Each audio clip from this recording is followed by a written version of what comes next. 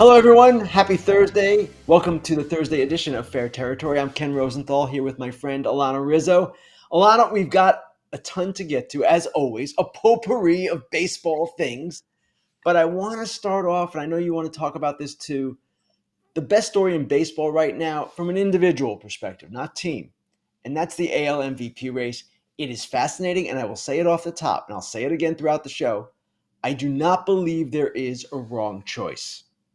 It is not a clear-cut answer, Ken, but it is a conversation that we continue to have for good reason. Cal Raleigh, Aaron Judge, both monumental seasons, but which one is the MVP in the AL? That's the question, and that's something that the voters will decide. Jason Stark wrote a piece this week about Raleigh and just what he means to the Mariners, and quoting a lot of people involved with the Mariners about what he means. And the key question here for me, when we look at this race, is how much do you value the difference in OPS? And it's 184 points today.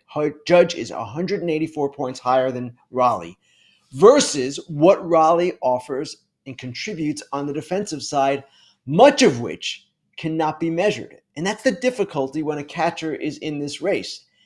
If you read Jason's stories, one of the things that stood out to me, jumped out at me, was the idea that Raleigh has to deal not just with an 0 for 4, if that's what happens on a particular night offensively.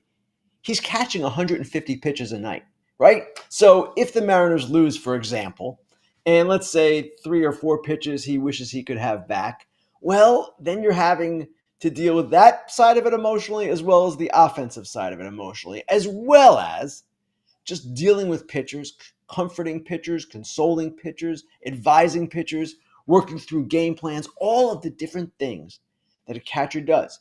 The way a catcher handles a staff, it's not something we can measure. You can say, yes, well, the ERA is this with this catcher, but there's much more to it than that. There's a psychological element. So all of these things make Cal Raleigh a fascinating MVP candidate, more so than most position players, any other position player. A catcher is different. Now, the other thing here that jumps out at me is the fact that Raleigh is having a season that kind of breaks the scales for a catcher. It's a historic season for a catcher, 56 home runs, which also is a record for a switch hitter. It beat Mickey Mantle's record for a switch hitter. So these elements, these record-setting parts of this equation play into it. And if you go back to 2022, Aaron Judge, 62 home runs, brilliant season. The reason he was MVP over Shohei Ohtani in the American League was largely that he did something historic. Right. Now, the problem with making this case for Raleigh is that Judge also is doing something historic. And his season is quite comparable to his seasons in 2022 and 24. We can show that to you strictly in terms of OPS. It's not the same number of home runs, and it's a little bit different because he hasn't been in the field quite as much. Raleigh is also DH'd at times, but here's Judge. Look at the OPSs. They're all comparable. And his OPS plus, which is about 100% above the league average in each case, that's all amazing as well. So we have two great candidates here. And Alanna, it's going to be a heck of a thing down the stretch as we see how this plays out just in the final 2 weeks or so of the season. Kenny, it's funny because I'm looking at our chat here in videos.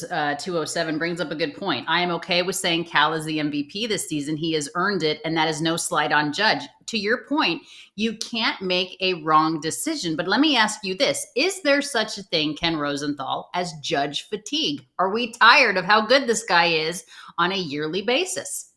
I hope not. And we should never get tired of a superstar's performance. It's what we live for. It's what we watch the games for. My goodness. Michael Jordan won all those MVPs. We were okay with that. And I wrote about this phenomenon a couple of weeks ago because it also applies to Shohei Ohtani. People might think, let's just have somebody else win this award. These guys have won it a few times each. Let's just try the other guy. Raleigh might benefit a little bit from that. He shouldn't. This should be decided strictly on the merits. And if you wonder about, well, is there a New York bias in the voting? Now, you can make the case, certainly because Judge plays in the largest media market in the country, that he gets more attention than Raleigh. Okay, but the way the voting is done, each of the BBWAA awards, it's 2 voters in each city. So there's no New York bias. New York has the same weight as Seattle in the AL MVP balloting. The question is, in this day and age, is that even a thing? And I don't believe it is, because we see so much more than we used to. I know Cal Raleigh plays in Seattle on the West Coast, and people on the East Coast don't always see his games, but the statistical information is so much deeper. We can certainly watch highlights, and you can certainly go back and watch games. You can see this guy any number of ways, and the voting members of the BBWA, the people who will decide this, they're paying attention. It's not going to be a New York bias type thing. I don't have a vote this year for that category. I am voting for another one, but it's going to be, again, really interesting because what Raleigh is doing, I was not really on board with Raleigh until he got the switch hitting record. When he tied Mantle, and then beat it, then I started thinking, man, it's hard to deny this. This is historic for that position, and that is the most valuable position arguably on the field. Now, if Cal Raleigh gets to 60, which he could do, he's at 56, that could change the equation. If the Mariners roar into the playoffs behind Cal Raleigh, that could affect voter perceptions. And the same with the Yankees. They're kind of set in where they are right now. Top wild card, not going to win the division most likely. But if Judge has a big finish to his season, sure, that could make a difference too. Let me ask you this, Ken Rosenthal. I know you're not voting on this particular category this year. You do have a vote in a different category, but is there pressure this season on the BBWAA because it's not cut and dry? And I take us back to the 2002 AL Cy Young Award. It was Barry Zito that won it in terms of first place.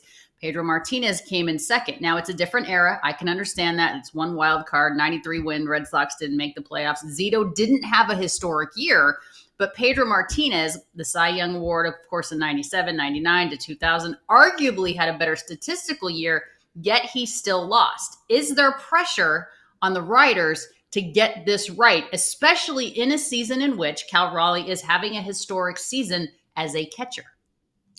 Well, it wouldn't be the first time we got one wrong if we get it wrong. And I don't know that there is a wrong choice, as I said at the top here. In that situation you just described, Alana, going back to 2002, and I know it's a long time ago, but the relevance here is Pedro had already won the Cy Young 3 times. Zito was not a new face exactly, but a fresh face in this balloting. Now, Zito did pitch 30 more innings that year. He had 23 wins. I think it was 3 more than Pedro, and that was a time when wins were still considered very heavily in the Cy Young race. So I don't know that we blew that one, but that issue of voter fatigue, we've talked about it and I've written about it. It's a real thing. And I just would hate to see anyone pick Raleigh because he's tired of picking Judge or she's tired of picking Judge. That's not a reason. You have to decide this thing on the merits. And the other part of this with Judge, let's look at where he is in the 3 triple slash categories, because he's amazing in leading all of them in the major leagues. Batting average, on-base percentage, slugging percentage. Here he is. He's first in all of them. He's first by a good margin in all of them. So we cannot ignore the historic significance of what he is accomplishing. And while it's not maybe as gaudy as Raleigh and as dramatic as Raleigh, it's still an incredible campaign. It's still Aaron Judge at his apex. And if not for Cal Raleigh, this would be a rout, just as last season. If not for Aaron Judge, Bobby Witt might have won. It's always that way in these kinds of races when they're close. So there are 2 worthy contenders here, and that's the bottom line. I know people are going to have their opinions and should. That's what the awards are all about. But whoever wins, I don't know that there's going to be a loser. Let's put it that way. It's a fascinating conversation, Ken. What if these 2 were on the same team? I think our heads would just blow off of our necks if Cal Raleigh and Aaron Judge would be pretty good. As we pivot to the next conversation from the AL East and AL West, staying in the AL West when it comes to the Houston Astros, Ken, and the Seattle Mariners. Mariners and Astros, it's getting good. I tell you what, I'm not certain what's happening as far as that AL West spot is concerned, but Yordan Álvarez, the ankle injury, the Mariners, the Astros, it's a toss-up right now. What's your take on this whole thing? The Astros are coming off a series that, frankly, was really impressive against Texas. It was a series that they sort of had to win to vanquish Texas and put them out of the race, which they largely did. And it was a series in which they faced Texas's three best pitchers and got only one inning out of Yordan Álvarez before he suffered that sprained left ankle. And they scored 17 runs combined in the three games off Jack Leiter, Merrill Kelly, and Jacob deGrom. 17 off the starters. Not all of them were earned, but most of them were. So that was really impressive to do that without Alvarez. They could get Isaac Paredes back, and if they get him back, there's your replacement for Alvarez if he does not come back from that ankle injury. So the Astros, to me, are still the team to beat. They continue to impress with just their utter resilience. It's just impressive what they do, withstanding all of the injuries that take place and have taken place for them throughout the year. Now, the Mariners have one more game in their series against the Royals in Kansas City today.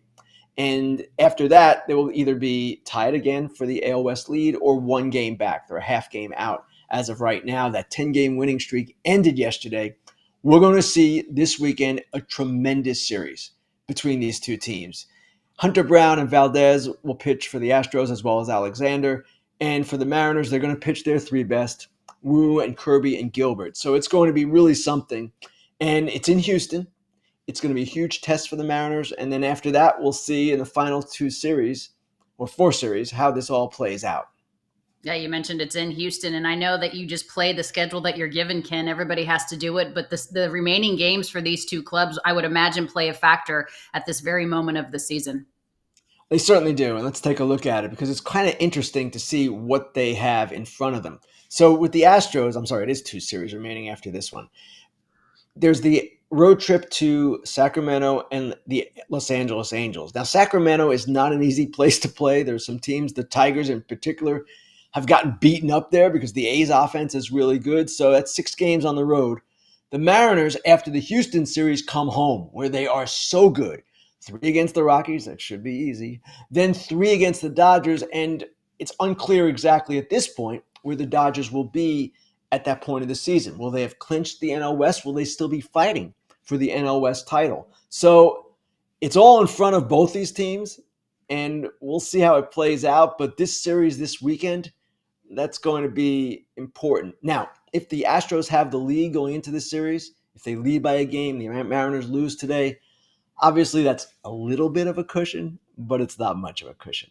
Yeah, a lot of day games going on this Thursday, September 18th. All right, coming up, make sure you get those questions in for Grillin Ken. We want to hear from you, your opportunity to ask Ken Rosenthal a question. We will be back right after this. Kratz, I'm going to steal a line right from the top here about MeUndies. A cut for every butt. I took a line that I feel like you would enjoy, but then you stole my thunder with show and tell. What do you have there? Besides a huge Baduka dunk, this is my pair of MeUndies that I got. I'm not going to show you the other pair right now because I got them on, but it doesn't even feel like you have them on. Super soft, flexible, and yet holding everything together. I love the 20 different styles, 100 different colors and prints, and the micro-modal fabric is what you're talking about. Breathable, stretchy, unbelievably cozy. And right now, as a listener of FT, you can get cozy and spooky for less with deals up to 50% off at MeUndies.com/foul and enter promo code FOUL. That's MeUndies.com/foul, promo code FOUL for up to 50% off. MeUndies, comfort that's made for fall.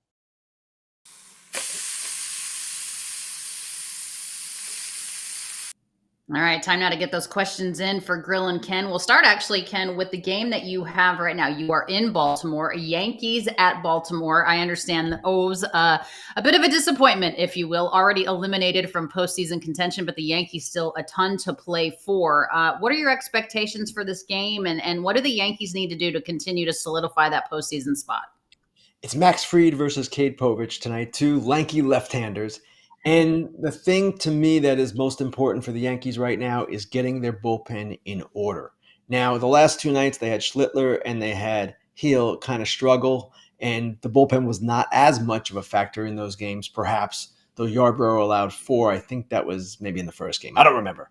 But they need to get straight there. And it seems that the Yankees, they'll have a couple of relievers going well, and then a couple will sputter. And that's the issue. They've got the potential to be a really good bullpen.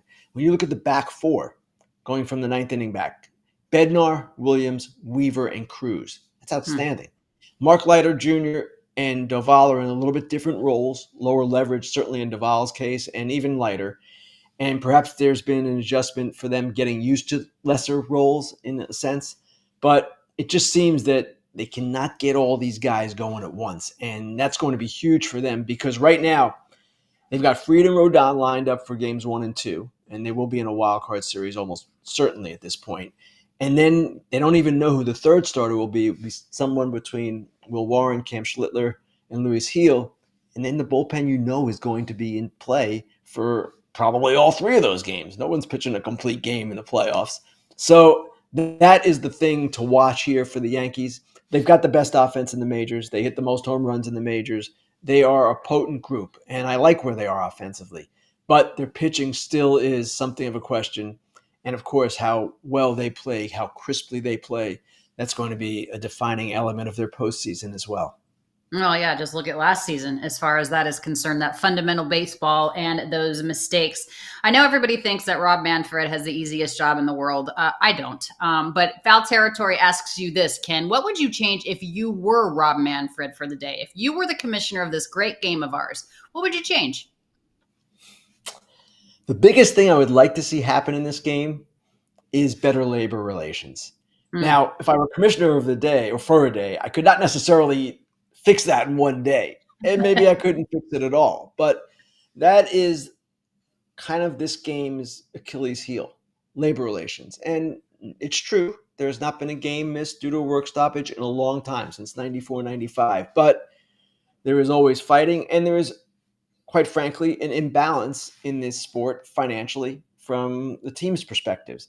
Some teams have big resources and some teams don't, and this sport cannot seem to find a better balance. I'm not ever going to say it's going to be completely balanced in a system that does not include a salary cap, but that's the one thing I'd like to see. Better labor relations. I'd like to see them start negotiating the new CBA right now, even though it doesn't expire until after next season.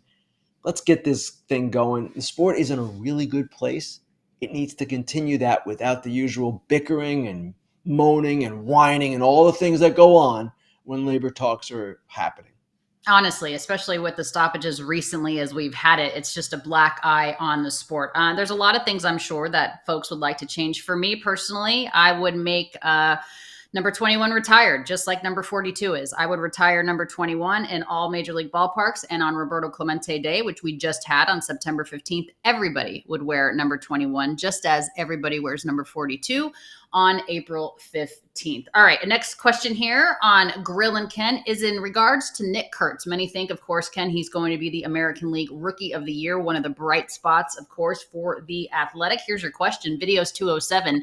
Which team is going to try to trade for Nick Kurtz in the offseason? All of them. Ken, what say you? I'm sure teams will ask, but the A's, at least in theory, are building towards something. The opening of their new ballpark in Las Vegas in 2028. That's the date right now that is scheduled. And yes, they did trade Mason Miller. And Mason Miller was a player who had some years of control left, but he was also a reliever. They're not trading Nick Kurtz, who might be one of the most valuable hitters in the sport already in his first full season, not even a full season. So, yes, teams will want him. Teams probably will ask about him. You can ask about whoever you want, but the A's are not trading Nick Kurtz. I'm glad to hear that. I hope they are building something. I was surprised when they let Mason Miller go, but I do hope that they build as they move forward to that new ballpark. Okay, much more to come here on Fair Territory with Ken Rosenthal. We're going to take a quick break, and then we're going to have our Dude and Dork of the Week right after this. Hey, if you're a card collector or you're looking to collect, buy, sell, trade, Arena Club's the spot. And I'm going to tell you why. Because the old process, AJ, was very clunky. Buy a box, rip the pack. Tons of comments, send it in for grading. And then finally, you get everything back. This is weeks and weeks, and you can start to try and sell the card. We have eliminated that with Arena Club, or they have. I act like I'm part of it, but in really one step. Arena's your one-stop shop for everything. You get a card, you open a slab pack, the card is there, it's graded, it spins around coolly, shows you 3D, the front, the back. You can look at the corners, you can look at everything. And then you get a decision. Do I want to keep it? Do I want to sell it? Do I want to trade it? Gives you an instant offer. You can buy it back and re-rip another slab pack and try for something else. or you can keep it and hope the value goes up and sell it at a later date. It is truly the best spot to get cards. 20% off your first slab pack or card purchase can be had right now at arenaclub.com/FOUL and use code FOUL. BetMGM players will receive an MLB Parlay Boost token. To use the token, add a parlay wager made up of entirely MLB bets to your bet slip and activate the token. Score extra winnings if your wager that was made with the Parlay Boost token wins. Gambling problem or concern? There is help. Call 1-800-GAMBLER. Dude.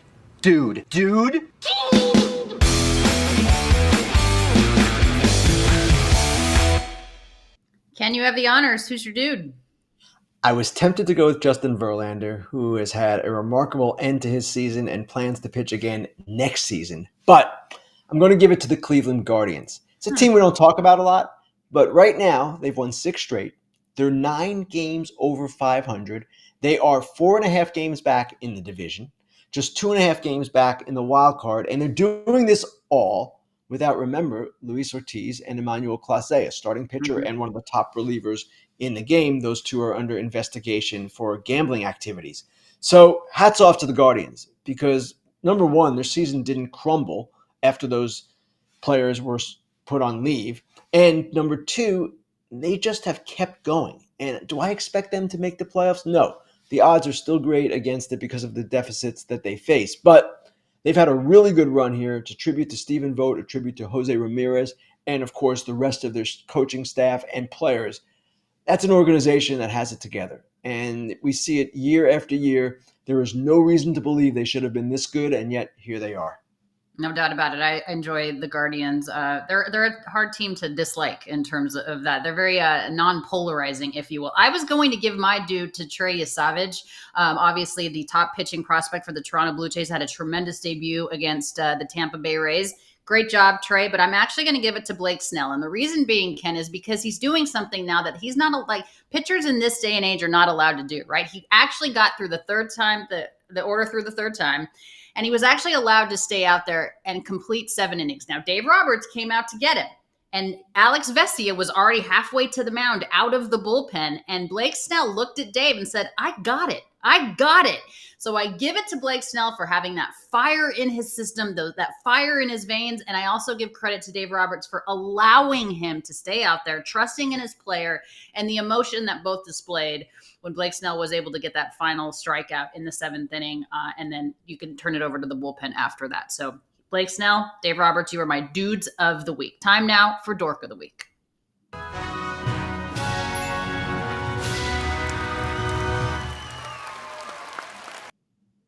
Okay. All right, in this case, too, Alana, I'm going to give it to a team and not a player. The team is the New York Mets. And the New York Mets, while they still look like they're going to get the final National League wild card, they created a race when there was none. As I wrote the other day, this is the National League wild card race, or the race for the third wild card, brought to you by the New York Mets. 45-24 on June 12th. We all know the numbers, best in the majors at that time. And since then, they have been well under 500. They've allowed the Reds and the Giants and the Diamondbacks to hang around. And do I expect any of those teams to go grab it? They're all at 500 or one game above? No. But the fact that the Mets are 78-74 with a $340 million payroll, Dorks of the week. Yeah, they created this mess themselves. They have nobody to blame but themselves, Ken Rosenthal. My dork of the week is actually the Brewers. And the reason being is because of the whole Bob Uecker letter after the Brewers clinched the celebration. I believe the intent was beautiful. I believe the intent was good. I believe the execution of the letter was a little peculiar. It seemed like it was a letter supposedly from the late, great Bob Uecker to the Milwaukee Brewers that he wrote obviously before his passing to congratulate the team because he knew that they were going to get into the postseason. But it was a little bit more of commentary from perhaps Pat Murphy himself. The Brewers social media team kind of let it get out there and led us to believe that it was actually from Mr. Uecker, but I don't believe it actually was written by Bob Uecker himself. So the whole thing was a little crazy. Again, idea, phenomenal. Execution, a little bit questionable. And obviously he means so much to that organization. So it was just a little bit hokey. You know what, Alana? I understand what you're saying. I like the idea, but in this day and age, and we know this too at The Athletic, you kind of have to make everything very clear so it's not misconstrued.